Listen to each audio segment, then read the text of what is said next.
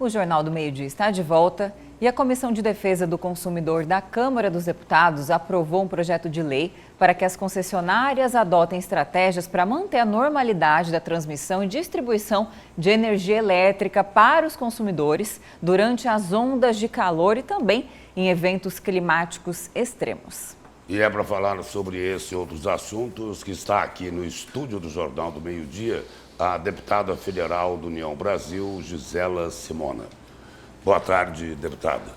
Boa tarde, Lúcio. Boa tarde, Camila. Boa tarde. É uma honra estar aqui, falar um pouco do nosso mandato em Brasília e com muita honra fui relatora desse projeto de lei que, na verdade, vem exigindo com que as concessionárias de serviço público de energia, na verdade, preparem para que não tenha aquelas constantes quedas de energia por longo tempo no nosso país, como ocorreram aí ano passado. Nós tivemos uma estiagem muito longa, né, e muitas vezes você tendo quedas de energia e com um grande tempo sem um serviço essencial. Deputada, mas precisa avançar mais, porque a legislação do sistema energético brasileiro só favorece as empresas distribuidoras de energia. O consumidor nunca tem razão.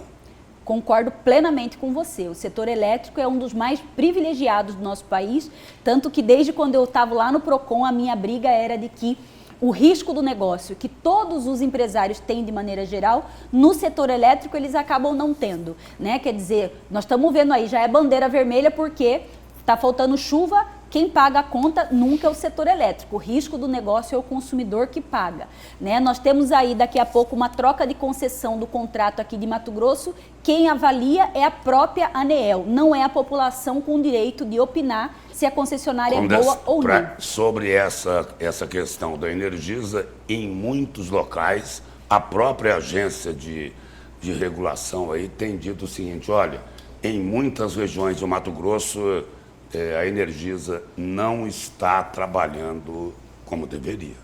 E aí, vai renovar o contrato? Pois é isso que nós agora estamos aí avaliando essa questão da ANEEL, inclusive manifestando a respeito dos vários problemas que Mato Grosso tem, seja com falta de investimento, seja com essa questão do mau atendimento ao consumidor mato-grossense. Isso tem que pesar no momento dessa renovação do contrato. Deputada, a senhora também está à frente de uma PEC que propõe, né, o parcelamento de dívidas para os municípios. Por exemplo, em Mato Grosso, dos 142 municípios, 121, a grande maioria está com dívidas previdenciárias em relação aos precatórios. Também a pergunta é, por exemplo, em Cuiabá, a gente está acompanhando, né, que muitos servidores não tiveram suas contribuições previdenciárias efetuadas, ou seja, vai chegar na hora de se aposentar, não vai conseguir, certo? Como que esse projeto busca ajudar os municípios, mas também garantir essa contribuição, esse resguardo aos servidores? Engloba tudo isso? Engloba, veja só, é importante o registro. Na verdade, eu sou a única parlamentar da bancada federal que faço parte dessa comissão especial que está analisando a PEC 66 de 2023. É uma PEC que já foi aprovada no Senado e agora passa pela Câmara dos Deputados. E vejam que ela trata exatamente dos débitos previdenciários, como também dos precatórios, né? Então, os débitos previdenciários é exatamente essa situação de dívidas com o servidor público municipal, né, que contribui toda a sua vida trabalhista ali. No final ele quer aposentar, mas o que está acontecendo? Seja por rombos históricos, de corrupção mesmo, de apropriação indébita de prefeitura, como também uma situação que é clássica no nosso país, da população estar envelhecendo mais, ou seja, a expectativa de vida também aumentou e aí a conta não fecha. Há uma necessidade de rever, muitas vezes, as regras previdenciárias. Esse alerta já aconteceu no Brasil, lá quando foi feita a reforma da Previdência, mas continua batendo na porta de muitas prefeituras. E os precatórios é aquela dívida, seja uma dívida trabalhista, seja muitas vezes uma dívida de indenização que a prefeitura tem que pagar, tudo isso se torna precatório. Então, a proposta da emenda agora é dar uma sustentabilidade fiscal, fazendo com que haja um parcelamento maior, que eram de 200 parcelas, agora poderão ser de 300 parcelas para os municípios e limitada a 1% da renda líquida desses municípios, até aquele bloqueio que pode haver nas contas da prefeitura, dependendo, é claro, do seu quantitativo de débitos de precatórios, né? Mas é um alívio fiscal, é algo que está sendo tratado na Câmara e nós estamos aí numa parceria constante com a AMM, que é a Associação Mato Grossense dos Municípios, para poder fazer as emendas necessárias a esse projeto e sair um texto que realmente auxilie os municípios a sair dessa dívida. Deputada, a senhora sempre atuou em defesa dos servidores da ativa e também de aposentados e pensionistas. Temos aí a polêmica dessa fraude gigantesca dos empréstimos consignados. O Tribunal de Contas disse, olha, daqui para frente o TCE consegue moralizar, mas não pode investigar para trás. A senhora acredita que uma CPI lá na Assembleia, que tem poder, inclusive, de quebrar sigilo bancário, seria o caminho? Nós temos primeiro uma força-tarefa que foi constituída pelo próprio governo do Estado, mas que também trouxe órgãos de fora, como o Ministério Público, como Delegacia do Consumidor, né, no sentido de poder aí apurar eventuais situações que envolvam crime e etc. E a Assembleia Legislativa... Nessa força-tarefa, o secretário de Planejamento é que chefia a força-tarefa? Chefia a força-tarefa, mas tem órgãos independentes ali, né? E aí nós temos a Assembleia Legislativa, que é sempre uma ressonância da voz do povo e tem que ser, né? Então cabe a ela avaliar essa necessidade ou não da CPI. A senhora é contra a CPI? Eu não sou contra a CPI, eu sou a favor, na verdade, que o servidor seja ressarcido dos seus danos. E isso nós precisamos avaliar, tanto o que aconteceu para trás, tanto o que está acontecendo hoje e o que pode acontecer. Então, é muito importante, sim, que o servidor fique atento, né? Inclusive, vi orientações importantes aí de não agora querer aí cair mais uma vez no golpe dessas empresas, no sentido de aceitar assinar um novo contrato ou fazer qualquer outro procedimento. Agora é confiar aí nos órgãos que estão envolvidos nessa investigação.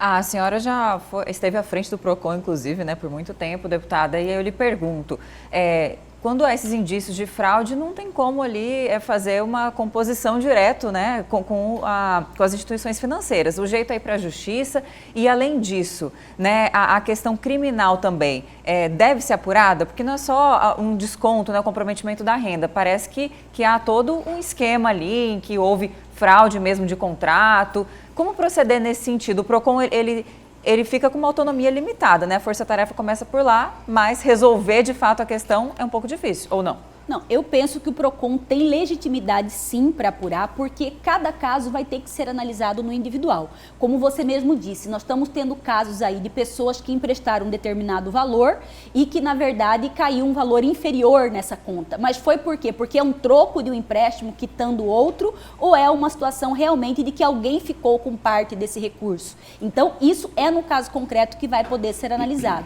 Então, essa revisão contratual, seja por parte do PROCON, seja por parte do judiciário, ela é importante. Eu vejo que o que não pode é o consumidor, o servidor, ficar parado nesse momento. É muito importante que ele use do PROCON, por exemplo, para ter a cópia do seu contrato, né? Que ele use, que seja a força-tarefa lá do TCE para ter a cópia do seu contrato, porque é preciso analisar no caso concreto essa situação. Agora, o que caberá ao judiciário é numa situação de eventualmente não existir contrato, por exemplo, e é uma nulidade absoluta em que você não tem que pagar mais nada. Aí sim, cabe ao judiciário. Mas se for uma situação de que você realmente fez o empréstimo, a discussão é do valor a ser ressarcido, né, ou receber de volta, isso cabe ao PROCON. E essa margem muito acima de 35% consignável?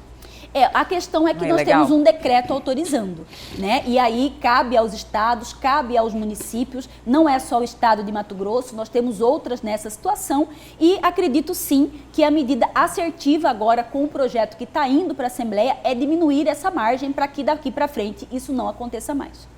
Deputada, eleições 2026. O governador Mauro Mendes tem sinalizado, né, que gostaria de uma aliança com o PL, de Wellington Fagundes e de José Medeiros. Lá no União Brasil, Jaime Campos quer ser candidato ao Senado. E o governador disse o seguinte, olha, que o candidato dele ao governo é o vice Otaviano Pivetta. E aí, deputado, como conciliar tantos interesses que não combinam. Então, na verdade, como disse, aprendi inclusive com o Lúcio, fazendo as análises políticas dele, que muita água passa embaixo da ponte até a eleição chegar. E acredito que nós vamos ter muitos diálogos, muitos momentos aí de resolver essa situação. Felizmente, União Brasil é um maior partido hoje do estado de Mato Grosso, é um partido que tem muitas lideranças de pessoas com mandato, né, e tendo no seu quadro pessoas aptas a serem candidato a governador, a senador da República, a federal, a estadual. Então, será uma discussão importante, mas eu acredito, Lúcio, que ainda, inclusive essa indefinição nacional de candidatura à presidência da República, né, tudo isso tem feito com que se adie cada vez mais essa discussão, inclusive do governo do estado.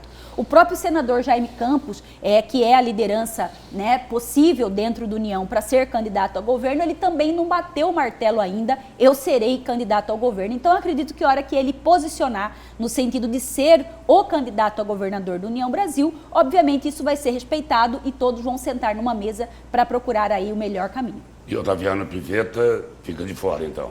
Não, nunca fica de fora, né? O Pivetta tem aí o nosso carinho, a nossa admiração, o nosso respeito pela lealdade dele nesses 2 anos com o governador Mauro Mendes, como vice-governador do estado de Mato Grosso, e tem todo o direito, na verdade, de ser aí o candidato a governo.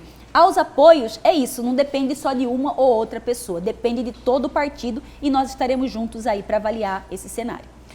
Deputado, uma pergunta agora sobre outro assunto também polêmico, né? Gostaria da sua opinião sobre essa possível regulação das redes sociais, né? Está sendo analisada a constitucionalidade de um artigo do Marco Civil da Internet pelo STF, e aí muito se argumenta que o órgão, né, a Suprema Corte, estaria ultrapassando seus limites, de uma competência que caberia, né, ao Congresso, que decidiu não tratar sobre o assunto para uma análise mais aprofundada, e aí foi o STF, a pedido inclusive, né, do governo federal, numa tentativa assim, para as futuras eleições, principalmente, tendo em vista o poderio ali das mídias digitais. Hoje existem mecanismos para regular, eles são insuficientes. O que precisa ser feito e se o STF está correto ou não? Então, o primeiro ponto que eu particularmente tenho certeza que não cabe ao STF essa regulamentação, essa regulação das redes sociais. E isso deve sim ser uma pauta do Congresso Nacional, dos representantes do povo, ouvindo aí as mais diversas opiniões. E nós temos uma linha muito tênue entre a regulação e a liberdade de expressão, que isso tem que pesar. E a censura, né? E a censura, exatamente. Então, isso é um caminho difícil, eu penso que é complicado esse assunto dentro da casa, mas eu acredito que é um desafio do Congresso, de assumir, na verdade, o protagonismo desse tema e levar a discussão para dentro da Câmara. Existem, inclusive, comissões especiais constituídas na questão da inteligência artificial já, que também entra nesse tema, e é claro que nós não podemos também permitir com que a gente tenha situações de fato acontecendo no nosso país, e aí eu estou dizendo das nossas crianças, dos nossos adolescentes, essa questão dos jogos eletrônicos que tem, na verdade, destruído famílias no nosso país. Então, tudo isso tem que ser aí tratado, sim. A questão é que tem que ser tratado, mas, de novo, que seja pelo Congresso Nacional. Agora, deputada, esse projeto de regulação das redes sociais, ele está há muito tempo mofando nas gavetas lá do Congresso Nacional. Aí o presidente do Supremo falou, olha, nós vamos legislar porque o Congresso não legislou. Quando o Congresso tomar uma decisão, vai valer o que os congressistas decidirem, desde que esteja dentro da Constituição. É isso? Agora vai fazer levantar o Congresso, né? Não se colocou na mesa exatamente por ser um tema muito polêmico, mas mais uma vez aí o STF batendo na porta dizendo, se não fizerem eu faço. E isso com certeza vai fazer com que o Congresso se mexa e aponte uma solução para esse problema que é de todos os brasileiros. Deputada, obrigado pela presença e pelas informações aqui no Jornal do Meio Dia. Eu que agradeço. Obrigada, deputada. Uma boa tarde.